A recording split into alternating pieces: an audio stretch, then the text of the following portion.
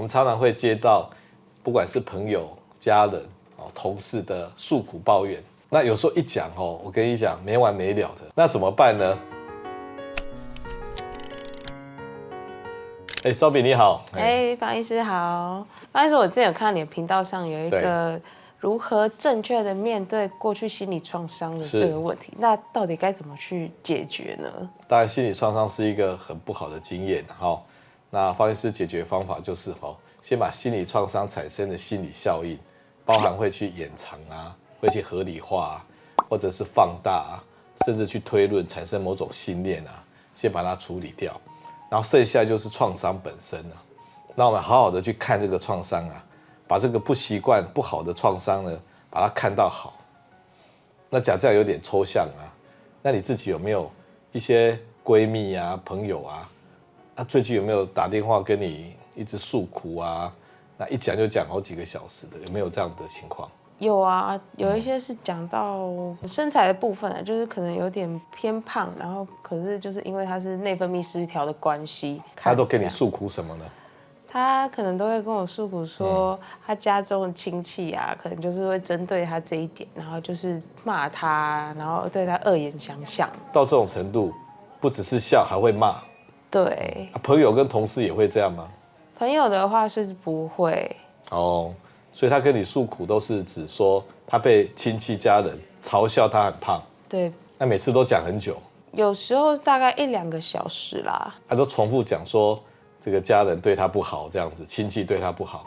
对，没错。然后他就一直跟你讲这个过程、故事的细节，然后发生什么样的背景，是这样子吗？他可能就是会，例如说，他自己也有在看医生然后也有在做运动但他的亲戚就会跟他说，你都有在做运动了，怎么没看见你有改变的样子？所以即使他有努力了，那都直接被人家嘲笑没有用。对，是的。所以一而再再而三的对他打击，所以他会重复的讲这些这个不好的经验。那有时候会听到有点这个受不了吗？会很烦吗？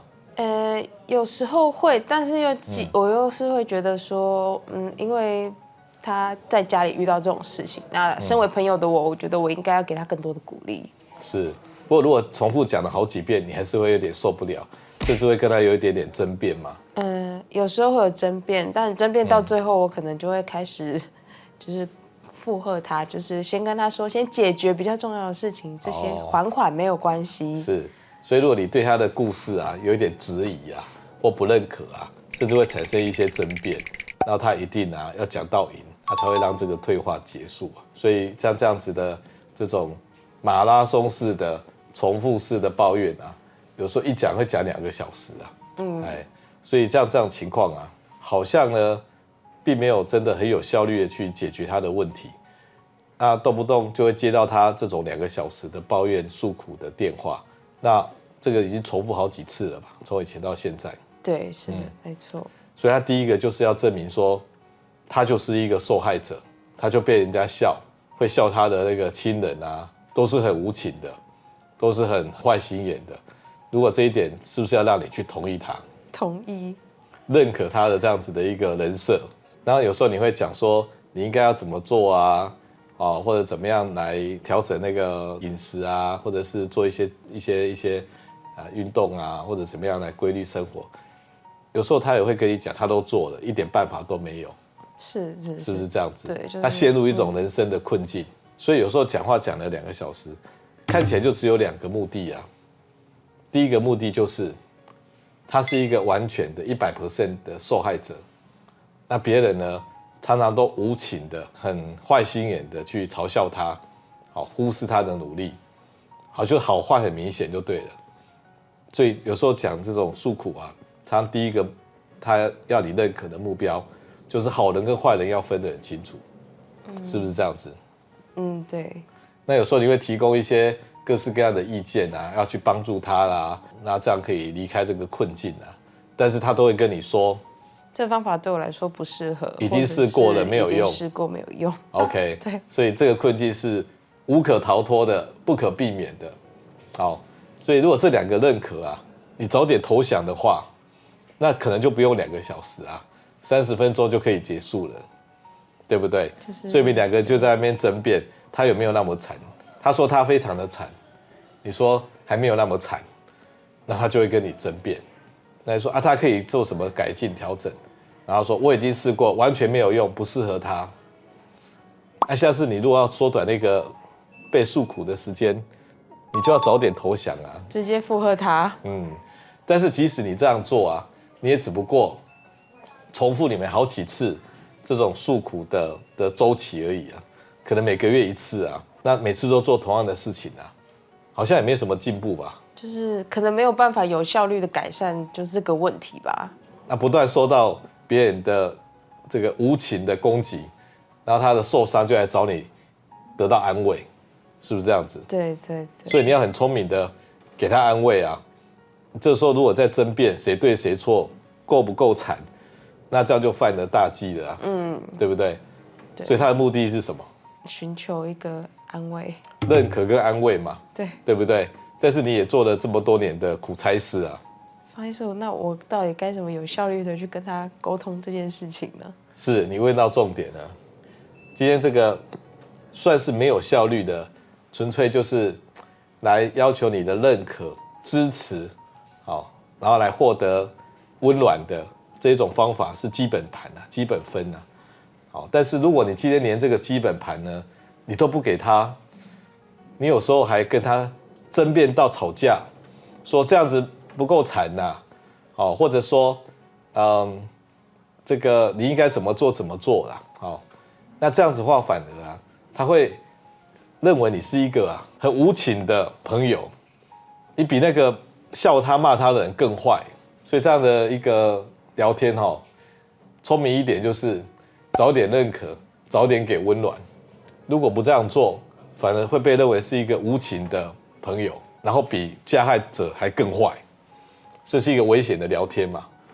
那方医师今天呢，就是要分享像这样的情况，怎么样做比较有效率的、有疗愈性的聊天，好，还不算治疗了，算聊天嘛。对，你应该会再接到他的电话吧？肯定会的呀，他是我的好朋友。OK， 因为他还在胖嘛，也没有收回来，有这样算是有效他吗？所以方医师的要帮助他的方法呢，有4个看到。那第一个看到是看到什么呢？看到他是真的胖，好，因为他体重也比人家大，然后以一般的标准来讲，他就是真的胖。的确，这个胖呢，让他吃了很多亏啊。他交男女朋友啊，是被家人啊、亲戚啊、同事啊，有时候会作为开玩笑的对象。光是这个画面呢，他就有好几个。所以有时候你在聊这件事情的时候啊，你不要去管那些枝枝节节的，怎么笑他，怎么骂他的，谁对谁错的，没有。光是胖这件事情呢，在他的心里面可能有第1名的画像，第2名的画像。好，你说很多人会笑你啊，你看到的曾经笑你的画面，第1名是什么？他就跑出来了。那因为他有很多经验嘛，这个拿掉以后，第2名是什么？他又跑出来了。所以他如果很多这种不良的画面，他会怎么去推论他自己是一个什么样的人？他可能通常都会说自己是一个很自卑的人吧。他自卑有什么表现？就开始说自己不好啦，但是我们都觉得他是一个很棒的人，所以他也有他的优点的。但是这个胖的这个信念啊，已经盖过其他的对自我的肯定了。对，所以他会说他自己未来也是一个失败的人吗？永远不够光鲜、被嘲笑的人吗？他有这样子的推论吗？曾经是有过啦。所以方医师提到，在跟这样的情况聊天的时候啊，第一个看到就是看到那个图像本身啊，好，他胖，他被人家笑，第1名的图像跟第2名的图像，再来呢，把那些呢，因为这些图像们衍生的信念，把它拿掉。一个人呢，即使被人家笑过5次啊，笑过10次啊，他还是一个现在跟过去这段期间胖的人自卑的人但是有些人会推论成我一辈子都翻不了身，我一辈子都是自卑的人。所以先把这个推论呢、信念呢，先压着，先拿掉，回到说，对，你曾经被人家取笑过10次，那我把第1名跟第2名图像拿起来，我们就就图说图吧，我们不要去管那些枝枝节节跟衍生啊。那第2个看到呢，如果今天呢，这个小胖妹啊，看到另外的小胖妹，因为别人有些人也是很胖嘛，对，那他会有什么样的态度？你可以问他说，那你如果看到那个某某某啊，他也很胖啊，那你会怎么想？他可能会觉得其他的小胖妹啊，也不是很 OK 啊，甚至他也会推论说，像那个小胖妹啊，在交男朋友上啊，应该也会很困难啊，男人缘会比较差啊之类的，这合理吧？他心里面可能也会这样想。好，所以有时候你要帮助他说，别人取笑你啊，别人这样子看啊，你也会这样子看其他的小胖妹啊。所以这是多元化的思考，帮助他从别的角度看同样的事情。那就回到最核心的问题啊，就是第3个看到他为什么一直胖？你认识他之前一开始就很胖了吗？我有看过他以前的照片，其实是没有到、那么胖，对，然后就瘦不回去的，是就持续这么胖。那方医师今天要讲第3个看到，就是啊，弱者的舒适圈啊。你以为当弱者好像一直都很可怜啊，只会被人家欺负，被人家笑啊？当弱者有没有好处？当弱者，或许会有吧，但坏处应该比较多吧。当然也多坏处啊，像胖的人被笑，然后不够健康啊。但是他有没有得到因为一直胖，然后就有好处呢？因为胖，以目前来讲算是一个弱者啊。那他们会获得什么好处？比如说，你对弱者啊，你的要求是不是比较低？比如说班上呢有一个智能比较不足的同学，你大概就不会要求他比较那个高的责任嘛。那弱者呢，就有一种舒适圈，就是啊，他的责任被赋予比较低啊，所以他长期在弱者的舒适圈里，他就可以比较少负责任，比较少负责任。好，那第2个呢，他可以争取到别人的关注同情，甚至有人会因为自己维持是弱者、受害者，而情绪勒索别人。因为我是受害者、受难者、弱者，所以呢，你应该要多关注我。所以这就是方医师讲的弱者的舒适圈。那甚至有一个更奇怪的想法，比如说啊，有一个女生也是稍微胖一点，没有很胖，就跟男生谈感情呢，被抛弃，然后呢，对她来讲呢，是不太能忍受的，所以啊，她就胖起来了。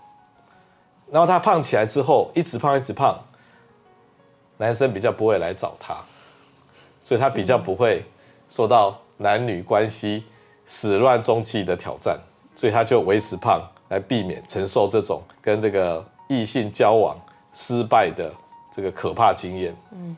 这也是潜意识里面会在运作的。所以方医师讲啊，维持在弱者有得到好处，所以他一直胖也有可能是这样啊。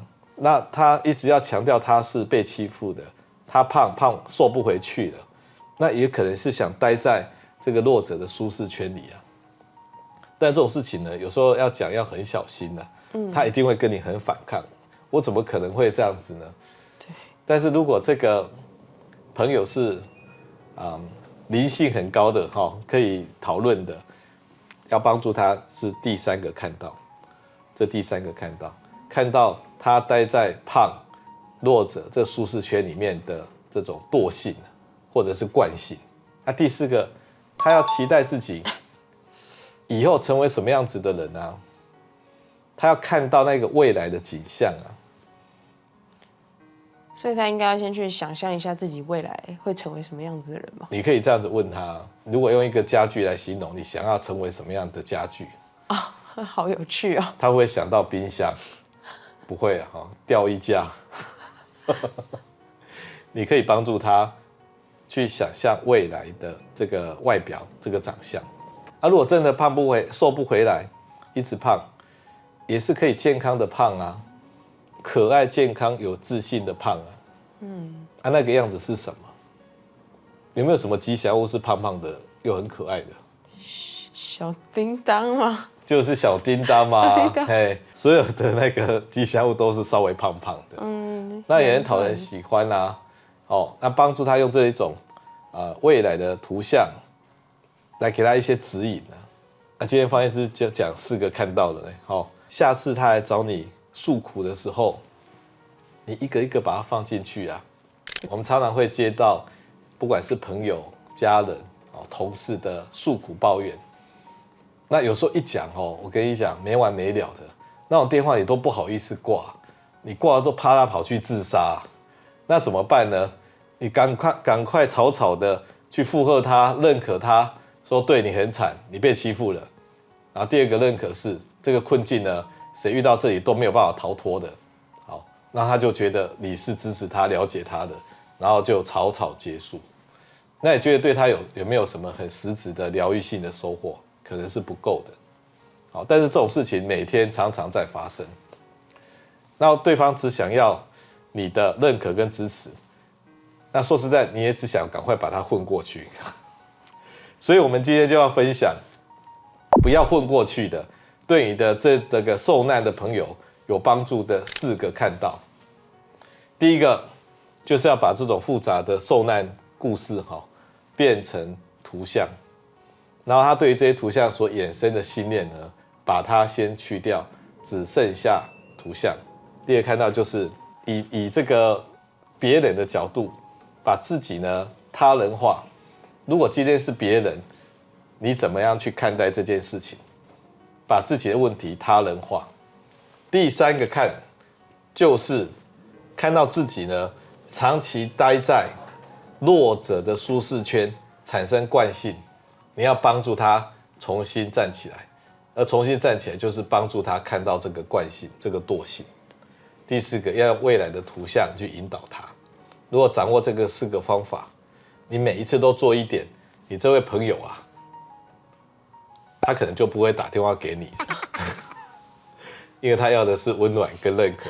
但是如果有上进心，想要调整自己人生的轨迹的，他就会继续跟你联系。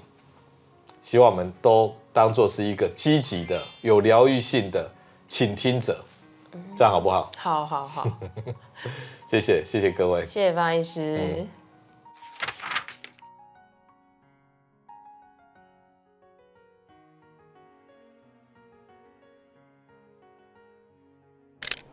想要从医学的角度来了解人生的问题吗？记得按赞、订阅、开启小铃铛，分享给所有的亲朋好友，让我们一起提升台湾的医疗文化。